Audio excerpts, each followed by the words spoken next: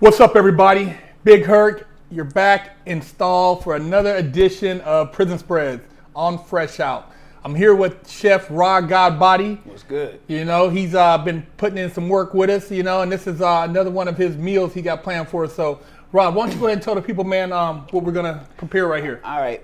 Today we hooking up tuna spread. I like to get a little fancy with it and call it tuna casserole. Okay. I ain't that fancy with it, but I like the name. So we start off with, I like to use the shrimp ramens for these. Shrimp. Now, do you use the shrimp because the packets kind of offset the fish? Yeah. Okay. Yeah. That's what I thought. Yep.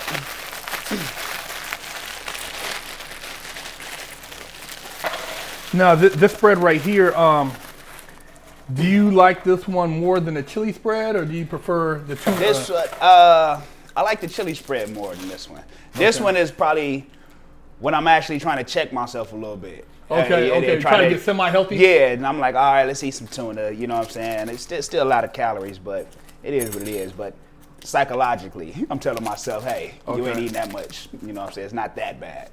Now, since you're on the streets, do you still like using the tuna with the top ramen, or would you do, like tilapia or something with this? Or? Nah, I still do it the same way, man. Same, the only difference now is I'd actually get into the market. You could get salmon. You can get salmon in a can, or you could get chicken. You get a bunch of different shit. You know, your oysters. I like making this with oysters too. Oh, okay, Yeah. okay.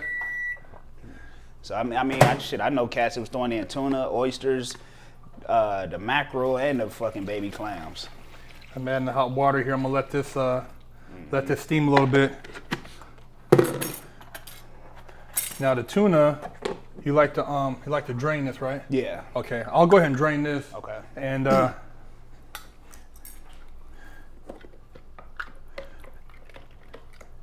so, Rod, who taught you how to spread, man? Or did you have a homeboy that took you under the wing, or you kind of just learned by experimenting, or? Honestly, man, it's shit. I got an older brother, man. My oldest brother went to the pen when I was like 15. Uh-huh. He came home, I was 18. He was spreading, and that's when I actually started doing it. So I hadn't even been to prison, and I was already spreading, which was probably a bad idea because I was foreshadowing myself going, probably. You know what I'm saying? But I was already spreading in. So then when I actually got in there, it was really nothing to me. Then I'm watching how cats do it. I'm like, oh, okay, shit, I'm probably one of the best cooks in this motherfucker. Like literally, even my homeboys to this day, if we at somebody's house and we chilling, probably smoking or something, we go to spread. I'm the one doing the cooking. So do you when you spread like this, especially with the tuna stuff, do you try to add? Do you add mayonnaise and stuff like that to it also, or kind of? I add mayonnaise. Sometimes I throw some relish up in there. It all depends on how I'm feeling.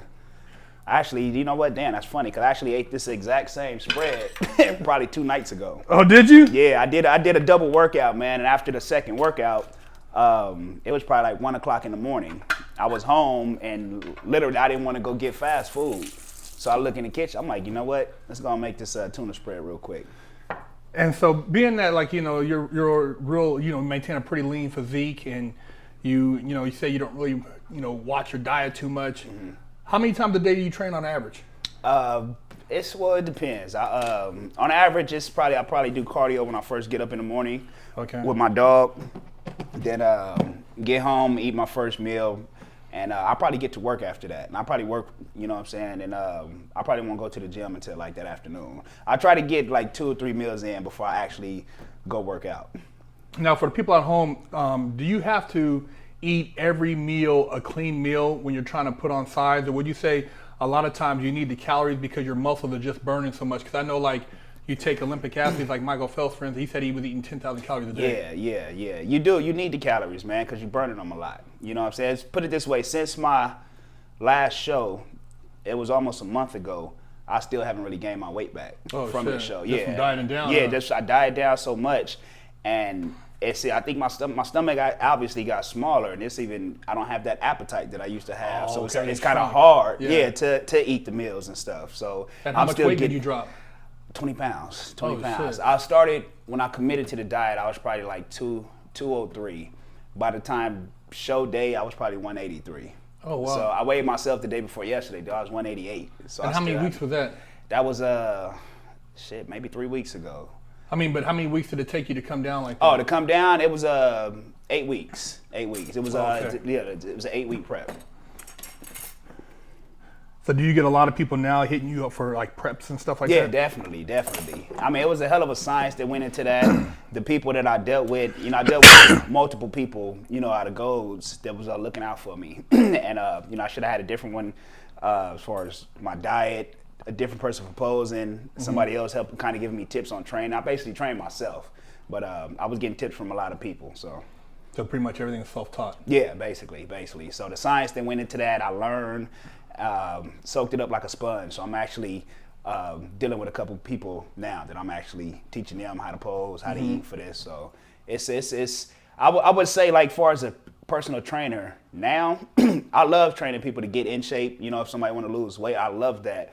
But I even love more training the athletes that's trying to go compete. Okay. Yeah, to compete. I deal with high school kids still that that's trying to get faster, stronger. So I deal with all them. So the motivation is a lot different. So I like the motivation and fire that they bring to that.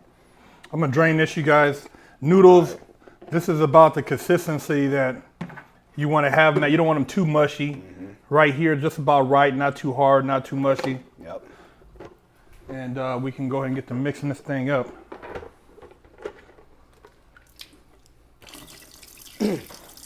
Crackers. Now, would you add cheese to this too, or not really with tuna, huh? Not really. It depends though. If I'm feeling it, or if I want the calories, shit, I throw cheese in there too. There's really no limit to what you can put in these.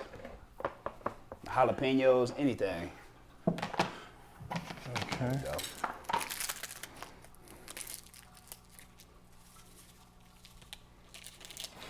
Like I said, don't worry about the sodium in the packs because it has a nice little flavor to it, and you're gonna burn it off anyways. Yeah, I mean, the way I look at sodium, if I'm worried about sodium, I ain't working out hard enough. Exactly. I should go sweat this shit out immediately. And I get that a lot. Man, you worry about this, I don't worry about shit. I go work out, I go train. If I eat real fucked up, then the way I look at it is, all right, you gotta go make up for that. Yeah, let's so work out a little extra harder. Yeah, I gotta go punish myself and work out a little harder, which actually motivates me. And how many meals you try to get in a day? About 4, maybe 5. It depends. Okay. What's the latest you eat? Because I know I work out sometimes at 11 o'clock, 12 o'clock at night, so I might eat. It might be like 12:31. Yeah, same with me. I don't have no restrictions. I mean, I'm not trying to lose weight. Even when I was prepping for the show, it was required that I ate 5 meals a day, so it didn't matter what time it was. I had to get that 5th meal in. Sometimes I was eating my last meal, man, probably 2 in the morning before I go to sleep. I just really can't sleep. I'm up just kind of waiting for the 2 hours to go by so I can eat that meal, then go to sleep. You know what I'm saying? So we add that in. You know what? I might even have some mayonnaise for us. Oh, sweet. See, and the fucked up thing about prison, you got the shit you keep in your locker, so you know it's full of some straight bullshit because that shit don't need a refrigerator. Yeah. But we actually have some refrigerated Best Foods mayonnaise here, you know what I'm saying? So kind of help. It's not, super bad for you, but it'll give it a little flavor. I'll let him dish out how much you think we need in there. Let me get you another.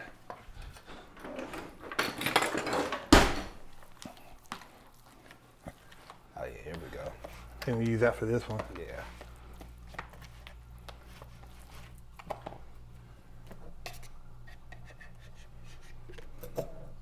And that'll give it a little texture, huh? Now a lot of people look at this and be like, "What the fuck? Ugh." Man, this shit is bomb, dude.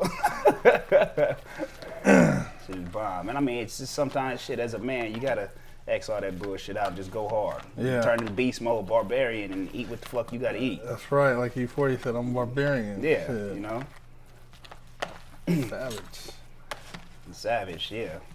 Becoming a barbarian, it's just author, man. See, y'all, it used to be that you ate to get big. When I was growing up, we used to eat we was trying to get on soul status. Nowadays, everybody wants to have the 6-pack and, you got a lot of the selfies and the pretty boys out there. Right.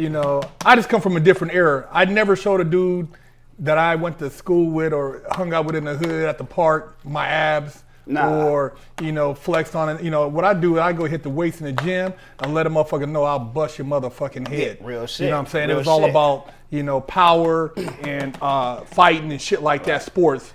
We ain't even play yoke checking. Don't be grabbing No, my arm trying with to no yoke grab my checking, shit. yeah, you gonna get, yeah, you gonna get, we might get smacked out. on. You know what I'm saying? We might get out. Yeah, with none of that yoke checking. Motherfuckers wasn't taking their shirt off around fools either unless you want to intimidate. Right. Child, I want to use something to crush some of the crackers. Okay. So it was a different ball game. I mean, we did things a lot different. But I know it's a new era, so, for you guys out there who pluck your eyebrows and stuff, you might get a little offended, but it's all right.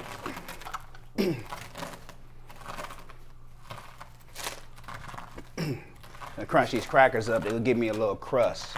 Basically, This is the kick to it though, the crust. Mm-hmm. Without the crackers, it's not a casserole. You got to have a layer on top to make it official. Exactly.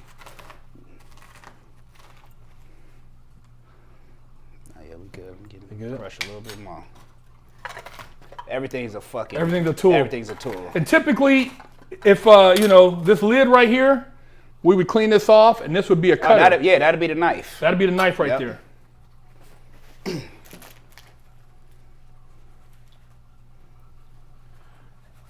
You see how you do that? Spread that out a little bit. Yeah. We'll probably use a little more. Yeah, probably a little bit, huh? Mm-hmm.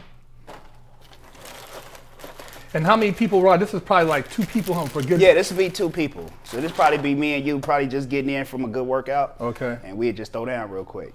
So in prison, this is considered a tool right here. You use these to crush up the crackers for the crust.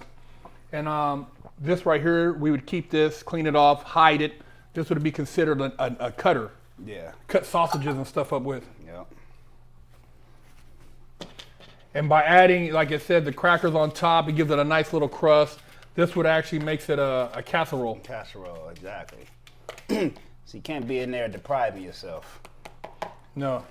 Food is the only pleasure you have in jail. Yeah. I mean, it's really nothing else to look forward to. Real shit. You're not getting no pussy. You might not be getting no visits. I ain't getting no visits, man. Yeah, I didn't get no visits Well, I actually either. told my family don't come. I'm like, don't come because I can't go back with you. Well, it's fucked up because most of the prisons are in these obsolete places anyway. So to get there, it's like 2-3 hours off of the regular road. Yeah, you know it's what a I mean? trip. So it's in a fucked up location. But, like I said, we put these spreads together to show y'all out there that you can have a cool little snack cheap.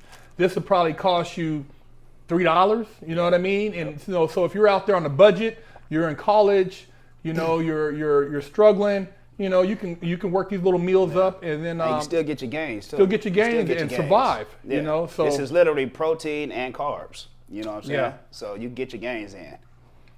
So you gonna go first? Yeah, I'll dig in. See what that thing tastes like? Casserole time.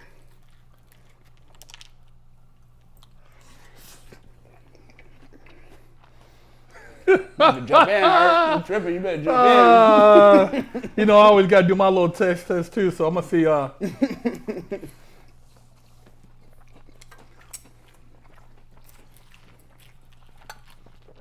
It's scary, man.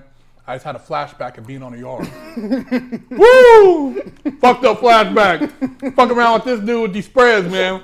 I do this for y'all.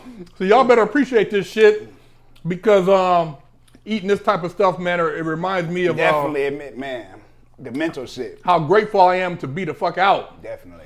But I'm gonna take one more bite.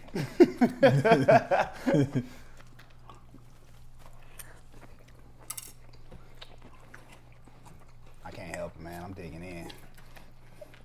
Casserole tuna.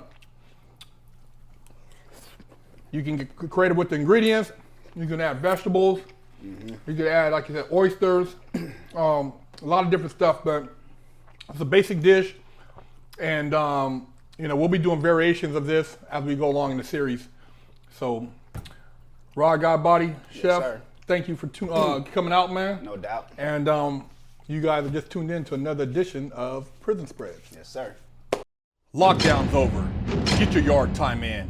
exclusively at FreshOutSeries.com.